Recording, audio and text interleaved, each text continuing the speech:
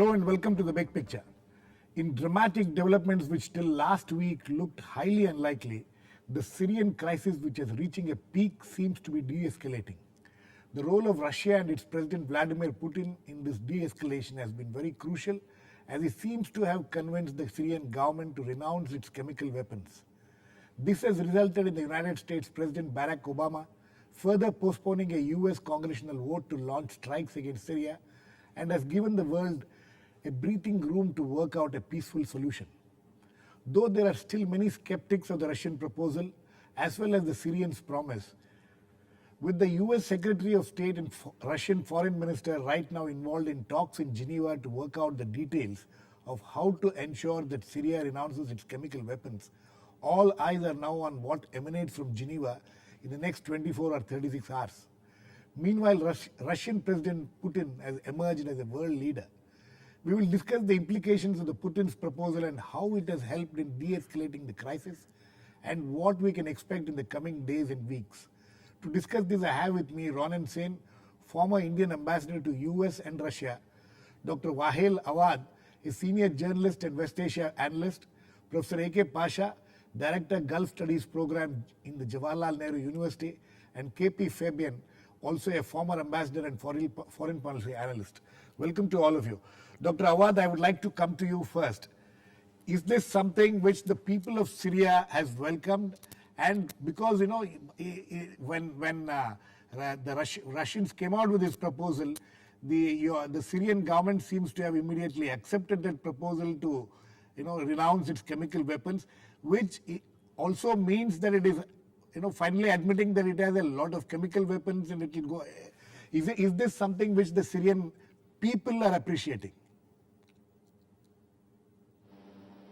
Well, I think it is a big relief for all of us, not only for the Syria, for the people of the Middle East as well, for the international community, for the whole world. Because the way the United States was planning the attack, and it has been really caused a jittering everywhere in the world. And I think the Syrian government was rightly said that they have accepted the Russian proposal for two reasons. One, just to show to the world that these chemical weapons in Syria, it is meant for a deterrence from the arsenal of the Israelis, because Israel have the biological, have the nuclear, and the chemical, and nobody even raised a finger against it. Therefore, we are at war with Israel, and we have already had land under occupation. That's why the Syrian government kept it as an asset. The Russian had a control on it even throughout the crisis. The United States knew about it very well in advance, but that is why the Russians were saying throughout that the Syrian government has nothing to do with the chemical attack. In fact, if you today you see the New York Times carried a story by Vladimir Putin himself, asking the American government to be reasonable and go by the law and go by the finding of the Russia, because they are fully aware that there is no chemical weapon really used by the Syrian government. Having said that, I would say that the Syrian government in 2001 has proposed also an all-out clearance of the Mediterranean, that there should be no what you call it, weapon of mass destruction in the Mediterranean, but it was the United States who opposed it. So I think this was the message that the Syrian government tried to give to the international community, that it is a responsible state and will never use the chemical weapon against its own people. Okay. Mr. Ronen, there are still skeptics about these proposals. People in America especially, they're saying that Russia has done this. Maybe it is some kind of a ploy to buy time or something like that.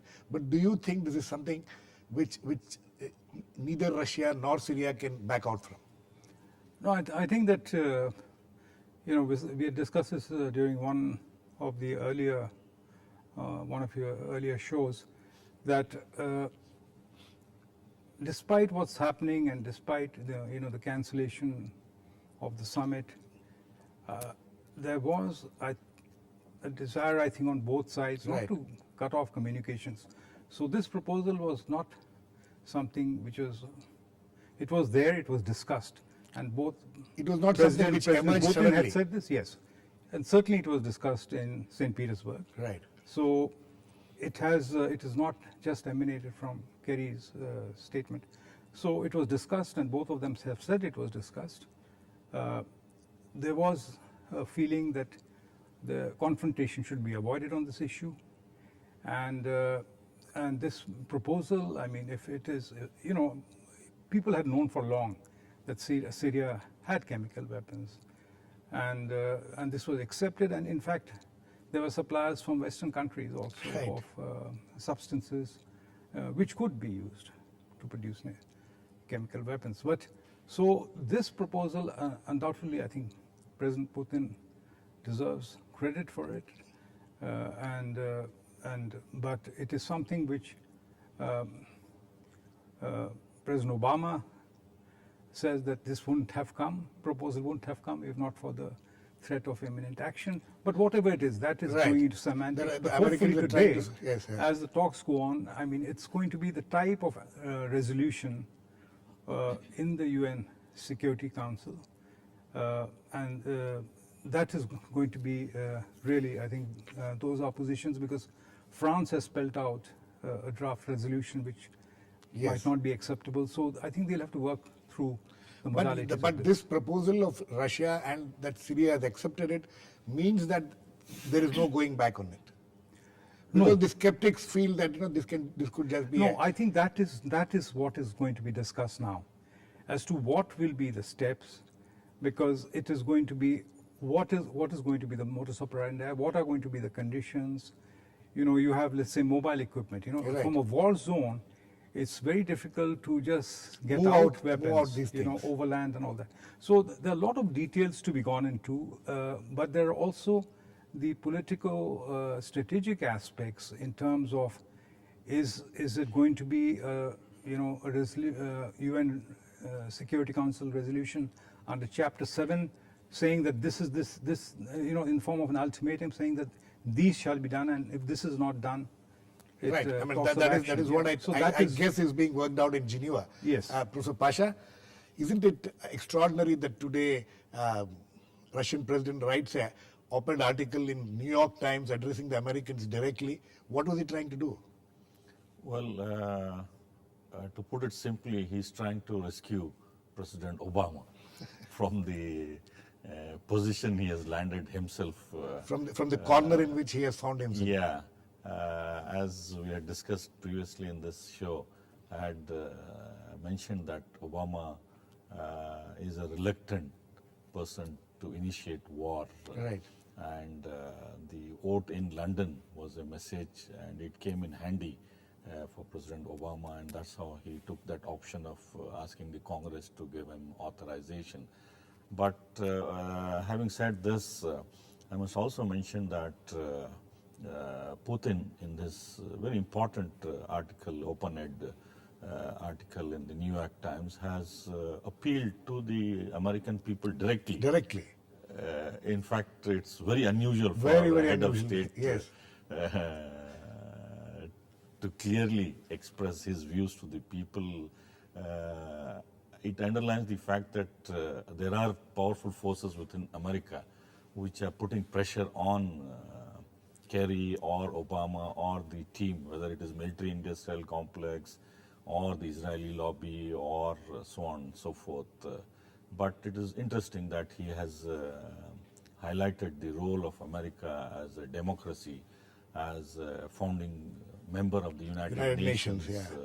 and that international law is sacrosanct, and that the world knows America as an upholder of rule of law, human rights, but that it should not now become a state which ignores international legality, Security Council sanctity, and sovereignty of the states. And also very importantly, it points out about how dangerous any strikes can be to the entire region. Entire region and to the people. People as such, the mass casualties, elderly people, children, women who have already suffered for more than 2 years. He has highlighted the pain, the agony people have gone through in this region. I think this will make a big impact, not only on the American people, but also Putin as a leader who stands for international peace and security. And Yes. I think in that context, we have to see how Obama saw this as a golden opportunity, because immediately he grabbed this. He grabbed that. it. Yeah, Mr. Fabian. The way the Syrians have reacted to this, and they have said that they will open up all the chemical weapons thing and for inspections and also for ultimately to destroy all of them. Is this something which can happen? Is this something in the realm of possibility? Because there are people who are expressing some amount of skepticism about whether this can happen in the kind of atmosphere which Syria is faced now. I just want to make one point before that. Yes. This matter of chemical weapons or their use is, of course, very, very important. But at the same time, the big picture is there is civil war going on in Syria. Right. And nobody knows Who has used them? I mean, no, nobody knows how that civil war is going to end. And we have had, 100,000 human beings probably have been killed, and 6 to 7 million human beings have been displaced, more than 2 million outside Syria. So that is the big picture. Right. The chemical weapons use is part of that big picture. Now, as to your question, whether Syria will faithfully, sincerely open up and agree to international control, or rather, let's put it, UN control of its chemical weapons stockpile, well, it is difficult for us to be definitive about it at this stage. Right. Because the whole process is very complicated and it can take a lot of time, as those who are experts in the field have pointed out. So I would say that, while I certainly am relieved that President Obama has responded positively to the diplomatic option given by President Putin, I think we have a long way to go before that option is realized. And even if that option were realized, we still have real problems to tackle. What are those? What could be those real problems? Well, the real problems are, you see, the United States, for example, finds itself in a dilemma. The latest is that the CIA has started supplying weapons. Not Right. only, In the last 2 weeks, this seems to have happened. Yeah, lethal also. Right. Now what happens? That means the rebels opposed to the government there have more weapons and they will strike. The government is not short of weapons. Both Iran and Russia have been quite diligent in making the supplies.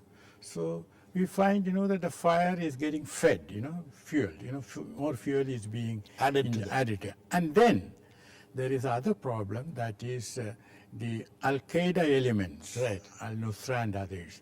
They are getting stronger and stronger because they are the ones who are prepared to fight. Right. And the others, well, they are also prepared to fight, but they seem to be less having less momentum, Right. And then, of course, there's a last problem. Suppose Bashar al-Assad leaves office, let's say hopefully peacefully, then what happens to Syria and what will be the implications for the rest of the region? Absolutely. Dr. Awwad, sorry. These are two very interesting and important things. One is, of course, you said that it's a great relief that this has happened, this proposal has come, and your government, the Syrian government, has accepted it. But what happens to the civil war? You think that this proposal will have, because this proposal is only to do with the chemical weapons issue of it. What happens to the civil war? Will this have any kind of a impact on what's happening on the ground in Syria? Well, I don't think it will happen anything on the ground. But on contrary, I think Ambassador Fabian was mentioning the supply of the CIA immediately started with the lethal weapon to the good rebels, according to the American dictionaries. So we don't know who's the good or who's the bad on the ground. The thing is that the scenario, actually, what is planned for Syria? Let us put the scenario in more wider perspective. Right. There's one scenario that the Syrian strife should continue for a longer time. Now, removing of the chemical weapon may take 10 years, may cost $1 billion. So that means they need the Syrian government to be in power. Can the United States and its allies, Turkey, Saudi Arabia, Qatar, really wait for that long? I don't think even the king of Saudi Arabia will survive that long. Secondly, if there is question of internal strife, they wanted to make more strikes within Syria, that they can tilt that the power in balance within Syria. We are hearing news from Syria that they are now going to target Israel by chemical weapon from territories under the Syrian government. We are hearing that they are going to target dams, the Euphrates dams and the Tigris, and which also will make a catastrophe in Syria. The basic aims for the United States is remain the same. It is going to regime change, and they wanted to see Syria disintegrated because that is what served the Israeli purpose. According to our sources also, that it was the 2 ballistic missile launched. It was launched from a Spanish base of the American into the Mediterranean towards Syria and brought down by the Russian. It shows the intention of the United States will remain the same by pouring more mercenaries inside Syria, because its external intervention to change the trajectory of the war for the rebels have failed. So therefore, I see more bloodshed inside Syria, and I'm more worried because we have lost more than 140,000 now. These are only the counted, 50% of them are from the security and from the army personnel. Now, how much and how long Syria can survive? And I think the United States must also understand that the 12th anniversary of the 11th of September really should bring the American together and think that let this regime, let this government of United States stop going for a war, stop punishing the Arab countries, and for no reason of the Syrian government. I was happy that they didn't accuse us also to be behind the 11th of September. Okay. Mr.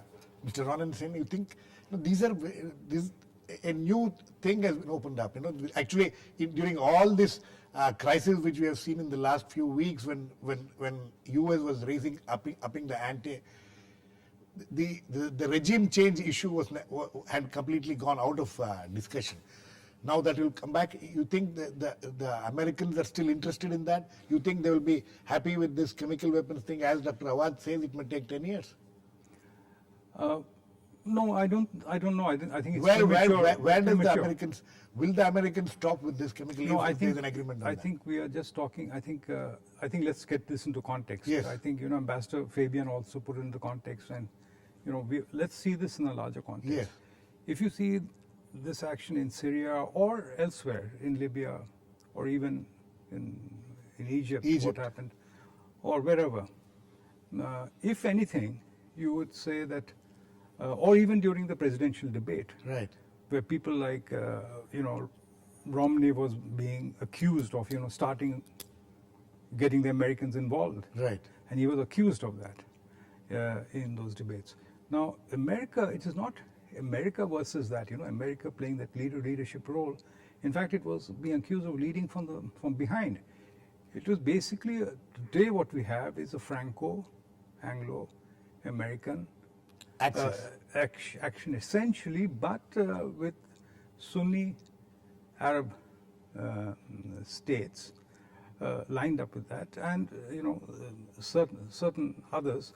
But it's essentially it's not a simple. It's getting involved in a sectarian strife, which can be very, very destabilizing.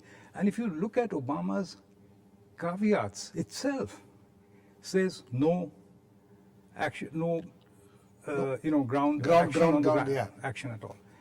Then aerial action, not an extended aerial campaign. Then when you say that obviously means they don't want any US casualties. That means it'll have to be from the air, from Turkey or some other places, or from ships, cruise missiles.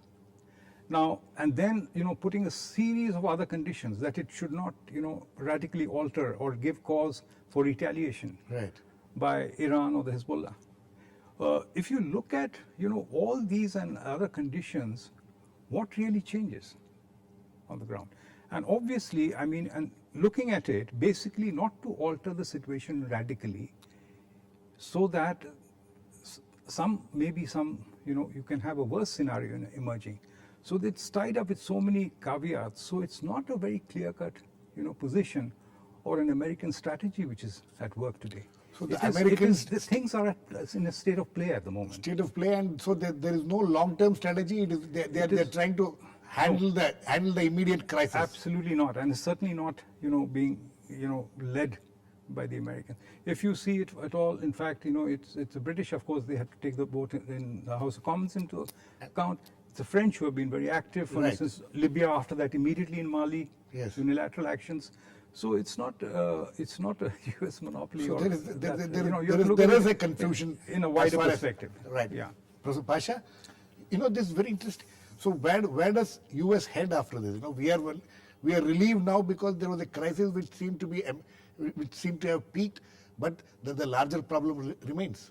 Yeah, I mean, the immediate de-escalation is because of the Russian proposal to cap Syria's chemical weapons. But I think we have to be conscious of the fact that Putin has been repeatedly emphasizing Geneva II, that the entire aim after overcoming this obstacle of preventing American attacks through Syrian concession and Russian mediation, that the aim is to bring both the parties for a political dialogue, and that Geneva is the forum where the rebels, along with the Syrian government, has to place its cards. So the political negotiations would be the focus of Russia, because Russia is aware of the uneasiness of countries like Saudi Arabia, Qatar, and Turkey, and other interested parties to sustain this war, something like Afghanistan, another Afghanistan, and bleed not only Syria, but also its allies like Hezbollah, which has already been there, or Iran through its hundreds and thousands of volunteers, and also to suck Iraqi fighters who are going there in large numbers.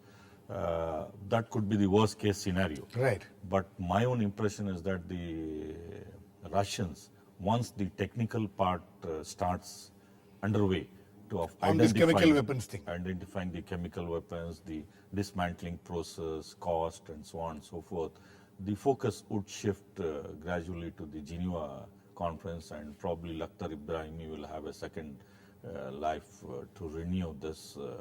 And in this, I think Putin is going to put pressure on the Iranians also, because they are a very important player as supporters. And also the Saudis now have realized that it is not like Libya. They can walk over and celebrate. Walk in and walk out. And celebrate the victory Yes.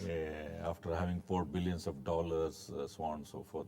The regional dynamics also is changing, because the Arab League, the Americans and the West expected it to support, like in the Libyan case, the armed intervention there. But Egypt, Algeria, Sudan, Jordan, many other countries have openly opposed.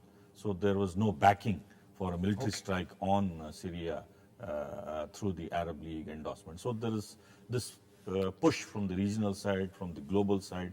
Putin and Obama, I think both of them are looking for a strategy to put these parties in the negotiating table. Mr. Fabian, you think that in this region, as far as in fact the entire world, taking US or Russia, will they have to rethink the entire strategy in this region? Do you see that happening at all? Because it's not just Syria; it's all interconnected. I'm afraid, I'm not very optimistic about Geneva too, because the problem is that President Assad and his adversaries, and they are far from united, have to sit down and talk. The solution has to first be found within Syria. Within Syria, but there are enough signals to show that neither President Assad nor his adversaries want to talk to each other. Okay. So that is the first problem, because as you know, the adversaries have said that there is no question of talking to President Assad, or there should be prior agreement that he leaves the office. So there is a real dilemma there. And secondly, your question as to whether Washington and Moscow would sit down and arrive at a conclusion, well, it is of course possible, but I see real obstacles. So the real sort of, what is most distressing is that the civil war will continue for the foreseeable Future. and people will die. And neither the Security Council nor anyone else will be able to do anything else. But I want to make one more point. It is true that for President Obama, what President Putin has proposed was a very welcome sort of, option. But at the same time, he might not have struck even without Putin's option, because he's really coming across serious problems within the United States itself. Right. Of course, technically he can as a commander-in-chief, but politically whether he would without strong congressional support, that's a different question. So as far as the strikes are concerned, which the US were planning, you think that is something which has been completely, or to a great extent, we can say that it won't happen?